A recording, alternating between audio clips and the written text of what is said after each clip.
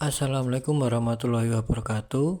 Pada kesempatan kali ini, saya dan rekan saya akan menjelaskan mengenai Building Information Modeling atau BIM dan pertanyaan lainnya yang telah diberikan sebagai pengganti kegiatan konsultasi. Sebelum memulai penjelasan kali ini, izinkan saya dan rekan saya dari kelompok 12 untuk memperkenalkan diri. Saya Rustam Effendi Kusumawardana dengan NIM D1210042 dan Saya Mutiara Regina Pingkan dengan NIM D100210060. pertanyaan pertama, apa itu Building Information Modeling atau BIM?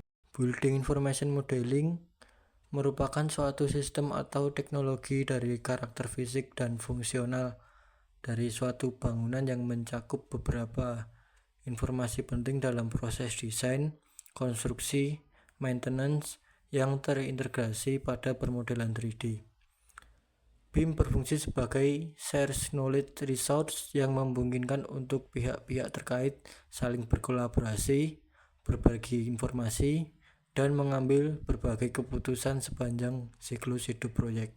Pertanyaan kedua, apa manfaat Building Information Modeling atau BIM di dalam dunia konstruksi? Berikut merupakan berbagai manfaat penggunaan BIM. Yang pertama, BIM memiliki visual 3D sehingga dapat mempermudah dalam pemahaman terhadap rencana konstruksi yang akan dibangun. Yang kedua, penggunaan BIM akan mempermudah dalam menghitung volume pekerjaan dengan cepat dan akurat. Yang ketiga, BIM akan memberikan informasi mengenai anggaran biaya atau RAB pada setiap komponen pekerjaan sehingga kita dapat memprediksi perkiraan biaya pada setiap komponen pekerjaan. Yang keempat, BIM dapat memfasilitasi semua pihak yang terlibat antara tim spesialis, tim penjadwalan, dan tim material agar semuanya dapat dijamin secara tepat waktu sehingga setiap perubahan yang terjadi pada saat perencanaan dapat untuk segera diketahui. Poin 3 yaitu mengenai Revit. Revit merupakan salah satu perangkat lunak yang digunakan dalam BIM, dikembangkan oleh Autodesk. Revit mampu mempresentasikan informasi pada proyek. Melalui Autodesk Revit, suatu proyek akan didokumentasikan lebih nyata dan realistis dengan permodelan 3 dimensi. Autodesk Revit memiliki keunggulan dalam mensinkronkan berbagai disiplin ilmu terkait konstruksi bangunan seperti arsitektur, struktural, dan MEP. Pertanyaan keempat, detail pemodelan balok dan kolom dengan detail penulangannya. Langkah-langkah yang harus dilakukan yaitu menyiapkan famili kolom balok. Untuk famili kolom dapat diakses melalui shortcut struktur, kemudian dipilih struktural kolom. Selanjutnya membuat kolom K1, K2, K3 dengan ukuran yang telah ditentukan. Hal yang sama juga dilakukan untuk balok 1, balok 2, balok 3, dan balok 4. Apabila semua famili sudah dibuat, maka dapat mengimpor CAD yang telah dibuat melalui shortcut manage link, kemudian CAD format. Apabila sudah pemasangan kolom balok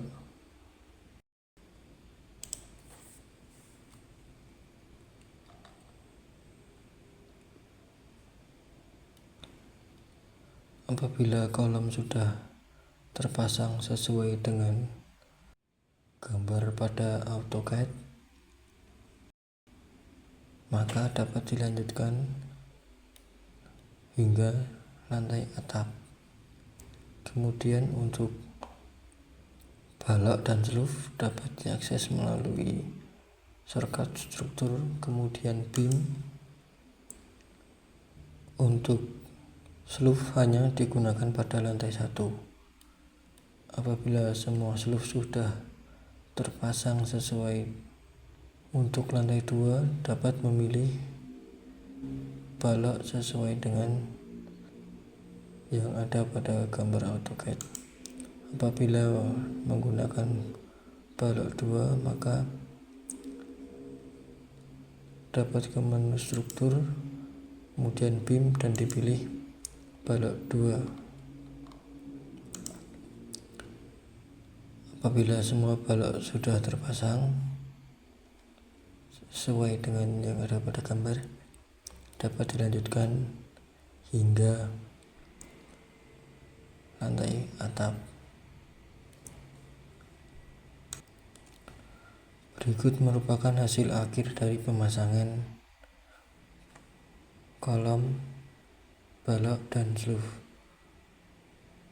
Selanjutnya untuk detail penulangan kolom dan balok. Langkah pertama yang harus dilakukan yaitu dengan membuat potongan tumpuan, potongan lapangan, potongan memanjang. Selanjutnya apabila sudah membuat potongan lapangan, potongan memanjang, dan potongan penampang pada kolom, dapat membuat detail penulangan yaitu dengan tulangan dibagi menjadi dua, yaitu tulangan tumpuan dan tulangan lapangan.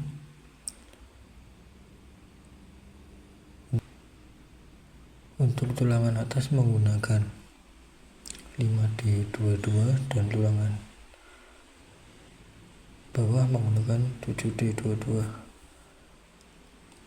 Apabila sudah dibuat serta rebar sudah dibuat, maka dapat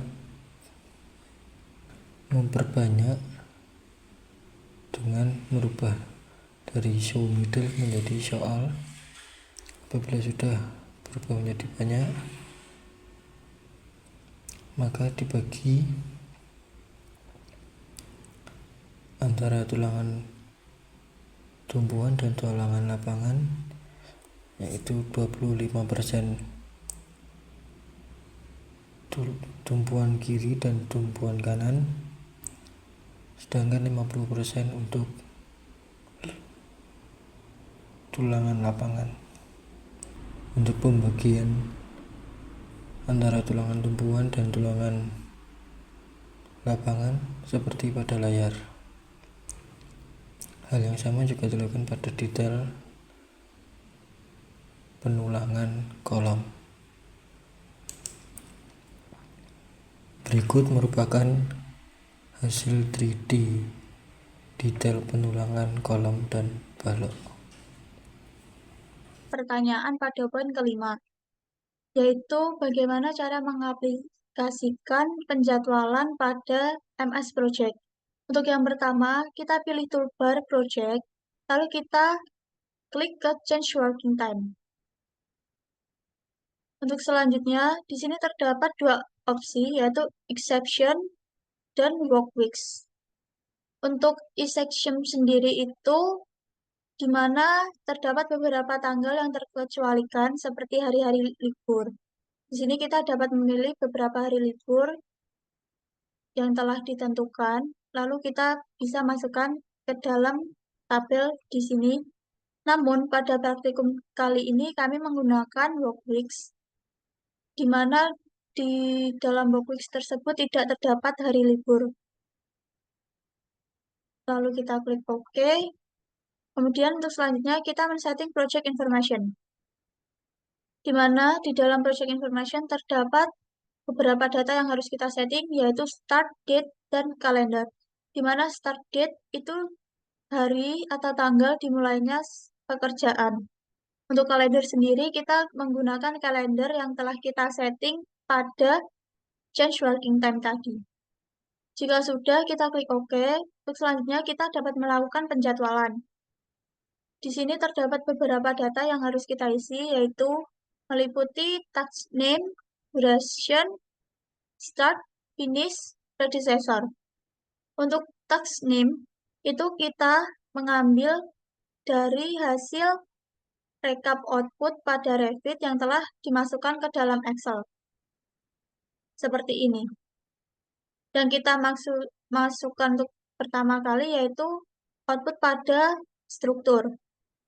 Jika sudah kita input seperti ini, lalu kita atur perletakannya seperti ini. Jika sudah, kita mengisi durasi. Durasi ditentukan berdasarkan lamanya pekerjaan proyek sesuai dengan yang telah disepakati. Selanjutnya, untuk predecessor, di sini kita menggunakan dua tipe, yaitu FS serta SS. Di mana FS sendiri itu finish to start, di mana pekerjaan selanjutnya dapat dikerjakan jika pekerjaan sebelumnya telah selesai. Untuk SS sendiri yaitu start to start, di mana pekerjaan bisa dilakukan secara bersamaan dari pekerjaan sebelumnya dan pekerjaan selanjutnya itu bisa dilakukan secara bersamaan. Setelah itu, jika sudah melengkapi data-data tersebut, kita dapat menghasilkan diagram seperti gambar di samping ini. Untuk selanjutnya, kita dapat mencetak schedule kita agar dapat disampaikan kepada para pekerja yang terkait. Terima kasih, mungkin itu yang dapat kami jelaskan mengenai penjadwalan pada MS Project. Terima kasih.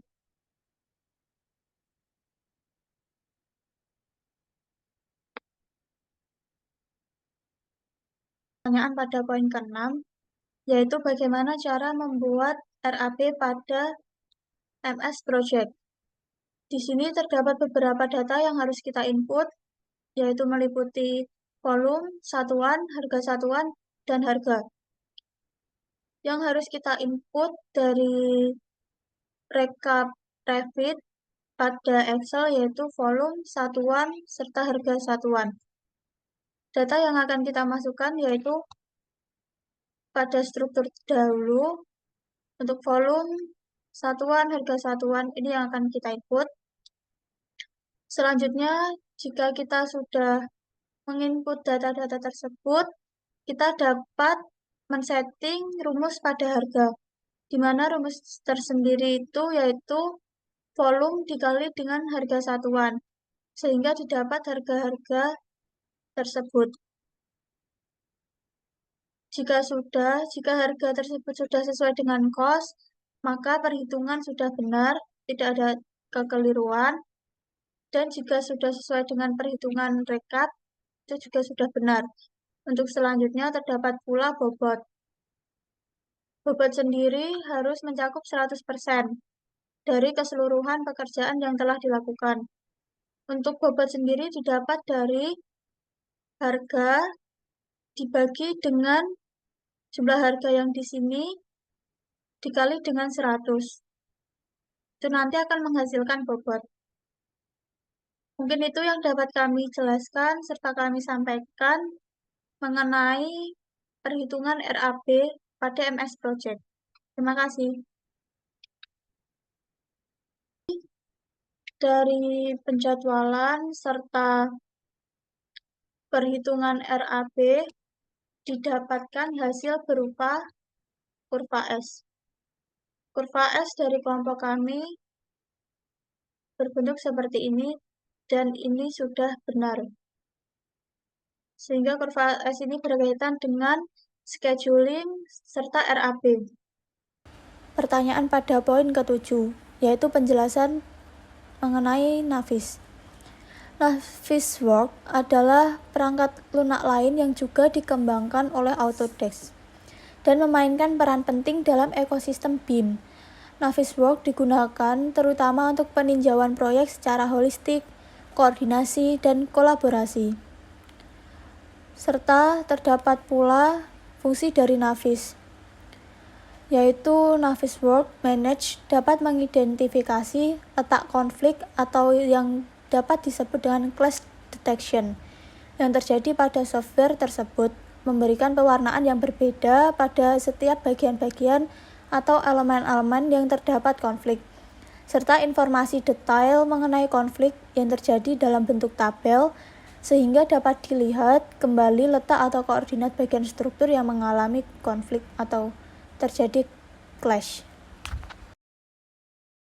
Untuk mendeteksi clash detection dapat dilakukan dengan aplikasi tambahan, yaitu menggunakan aplikasi Navisworks.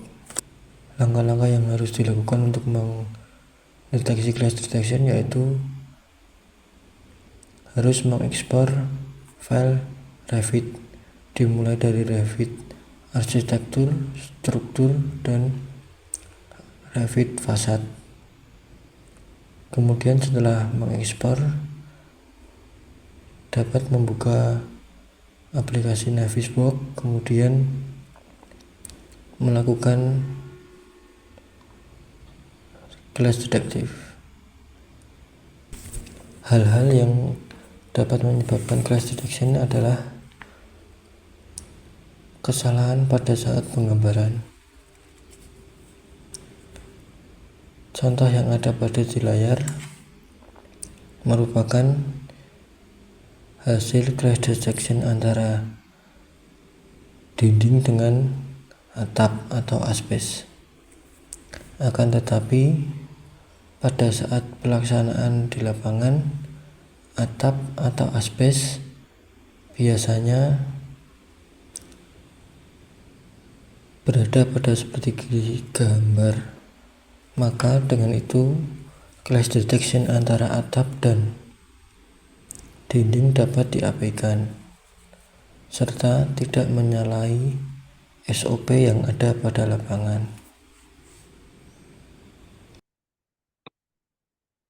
Lalu setelah kita mendapatkan data pada Revit dan kita telah menyelesaikan penjadwalan serta RAB, selanjutnya data-data tersebut kita input ke dalam Navisworks pada bagian task. Di sini sudah kita input data-data yang sudah kita rencanakan sebelumnya. Lalu pada bagian text type itu kita ganti menjadi construct. Lalu pada attach itu kita ganti menggunakan explicit selection. Jika kita telah menyeting beberapa data tersebut, untuk selanjutnya kita klik pada toolbar viewpoint. Lalu kita posisikan terlebih dahulu perletakan project yang telah kita buat menggunakan toolbar yang berada di atasnya,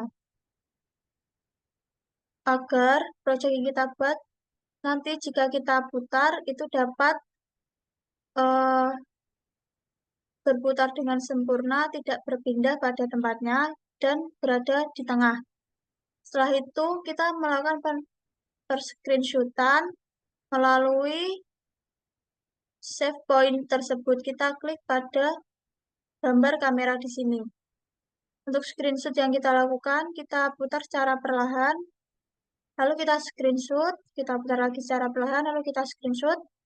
Kita ulangi hal tersebut secara beberapa kali selama proyek yang kita buat telah berputar sebesar 360 derajat, sehingga terdapat beberapa screenshot pada proyek kita, yaitu sebanyak 203 screenshot. Setelah itu, kita datang ke Simulate yang telah kita setting sebelumnya. Untuk pensettingannya tertera seperti gambar pada layar kami.